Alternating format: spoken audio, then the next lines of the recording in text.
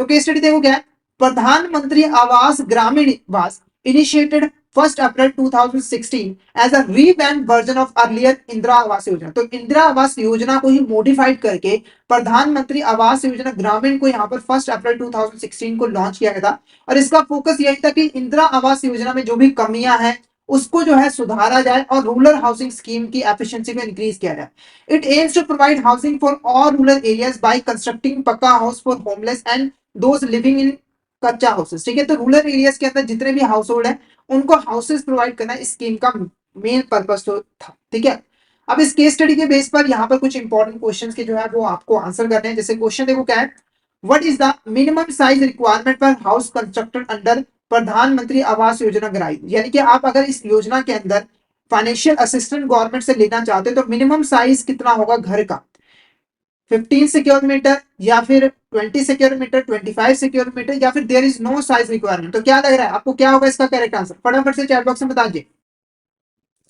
तो option C हमारा 25 square metre is a correct answer. 25 square metre is a correct answer. पहले ये जो लिमिट थी वो कितनी 20 सिक्योर मीटर थी, पर अब इसको बढ़ा के 25 सिक्योर मीटर कर दी गई है। उसके बाद देखो, how is the cost of प्रधानमंत्री आवास योजना ग्रामीण unit share between the central and state government in plain areas. ठीक है, तो पहले मैं आपको बता दूं, देखो जो भी यहाँ पर घर बनाया जाता है उसे हम यूनिट कहते हैं इस योजना के अंदर। जैसे अगर ए पर्सन है, ठीक है, इसको इसका घर बनाने का जो खर्चा है वो यहाँ पर सेंट्रल गवर्नमेंट और स्टेट गवर्नमेंट जो है उठाएगी इस स्कीम के अंदर।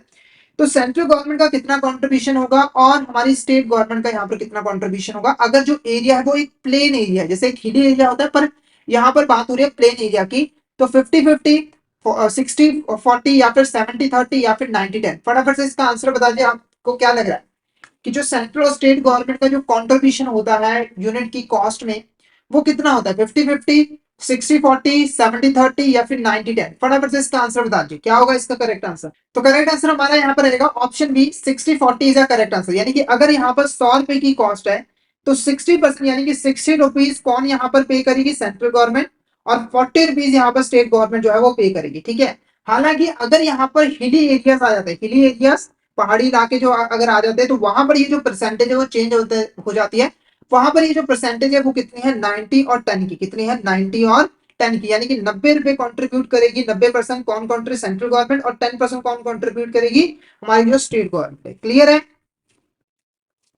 नेक्स्ट क्वेश्चन देखो, which of the following is an exclusion criterion for receiving benefit under P प्रधानमंत्री आवास योजना ग्रामीण। यानी कि इसमें से कौन सी ऐसे इंडिविजुअल्स हैं जो कि प्रधानमंत्री आवास योजना ग्रामीण के अंदर कोई भी बेनिफिट जो है वो नहीं ले सकते हैं। सबसे पहले इंडिविजुअल हु ऑलरेडी रिजाइडिंग इन पक्का हाउस, यानी कि कोई ऐसा इंडिविजुअल जो जिसके पास ऑलरेडी एक पक्का मकान है, तो ऑब्वियस सी बात है इसे यहाँ पर नहीं बेनिफिट मिलेगा। उसके बाद individual owing motorised vehicle, fishing boats या फिर मैकेनिज्ड एग्रीकल्चर इक्विपमेंट। तो अगर कोई इंडिविजुअल है उसके पास कोई मोटराइज व्हीकल है जैसे 2 व्हीलर, 3 व्हीलर, 4 व्हीलर, या फिर कोई फिशिंग बोट है या फिर एग्रीकल्चर इक्विपमेंट है, तो वो भी एक्सक्लूड किए जाएंगे। बिल्कुल वो भी एक्सक्लूड किए जाएंगे।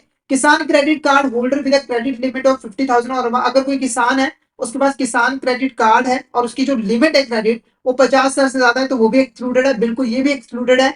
गवर्नमेंट एम्प्लॉयज और house hold with a member earning more than 10,000 per month. कोई गवर्नमेंट एम्प्लॉयज है या फिर कोई हाउस होल्ड है जिसका जो मेंबर है वो 10,000 महीने से ज्यादा कमा रहा है, तो वो भी एक्सक्लूडेड है। बिल्कुल ये सारे जो है स्कीम के अंदर बेनिफिट नहीं ले सकते हैं। तो हमारा जो ऑप्शन डी होगा वो हमारा क्या होगा, यहाँ पर करेक्ट आंसर होगा। Option D is a correct answer. Next question देखो, what is the increase unit assistance provided under Pradhan Mantri Awas grass योजना। यानी कि प्रधानमंत्री आवास योजना ग्रामीण है, उसके अंदर मैक्सिमम जो यूनिट असिस्टेंस है वो कितनी मिलती है, यानी कि मैक्सिमम पैसा कितना मिलता है इंडिविजुअल को, बेनिफिशियरी को, गवर्नमेंट कितना पैसा पे करती है। तो पहले ये जो लिमिट थी मैं अगर आपको बताऊं वो थी 70,000 इन प्लेन एरियाज और 75,000 इन हिली एरियाज, पर बाद में इसको इंक्रीज कर दिया गया। क्वेश्चन वही पूछ रहा है कि कितना इंक्रीज किया गया है। तो यहाँ पर जो हमारा करेक्ट आंसर रहेगा वो ऑप्शन बी रहेगा। पहले 70,000 थी प्लेन एरियाज में, पर इसको इंक्रीज करके 1,20,000 कर दिया गया। यानी कि अब प्लेन एरियाज में कितना यूनिट असिस्टेंस मिलता है, यानी कि घर बनाने के लिए कितना पैसा मिलता है, 1,20,000 पे। और हिली एरियाज के अंदर, डिफिकल्ट एरियाज के अंदर 75,000 पहले थी, उसको इंक्रीज करके 1,30,000 जो है वो कर दी गई है। तो ऑप्शन बी हमारे यहाँ पर क्या होगा, करेक्ट आंसर रहेगा। उसके बाद नेक्स्ट क्वेश्चन देखो क्या है, which of this statement is correct regarding interest subsidy scheme for those not covered under the प्रधानमंत्री आवास योजना ग्रामीण। ठीक है, तो अगर कोई पर्सन है जो कि इस स्कीम के अंदर कवर नहीं होता है, तो उसको बेनिफिट पहुंचाने के लिए इंटरेस्ट सब्सिडी स्कीम को यहाँ पर लेकर आया गया था। ठीक है, तो कौन सी स्टेटमेंट यहाँ पर करेक्ट है? देखो, अगर आपको मीनिंग समझना है तो पहली स्टेटमेंट पढ़ो। A new scheme for promotion of rural housing in the country has been approved by the Union Cabinet in 2017।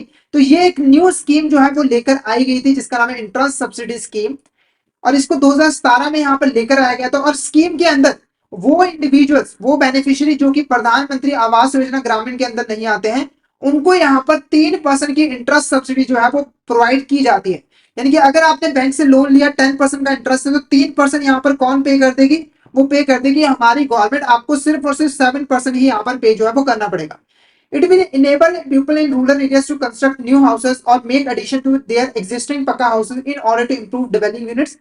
तो ये जो स्कीम था वो इसलिए लेकर आएगी ताकि रूरल एरियाज के अंदर जो बाकी के जो लोग हैं जो स्कीम के अंदर नहीं आते हैं प्रधानमंत्री आवास योजना के अंदर, वो अपना नया घर बना सके, या फिर अगर उनके पास एग्जिस्टिंग पक्का हाउस है तो उसमें वो थोड़ी सी एडिशन वगैरह करके उसको और बेहतर बना सके। तो ये भी स्टेटमेंट क्या है? बिल्कुल करेक्ट है। उसके बाद The scheme is being implemented by the National Housing Bank. Under the scheme, the beneficiary will be provided with an interest subsidy for loan availed up to 2 lakh rupees।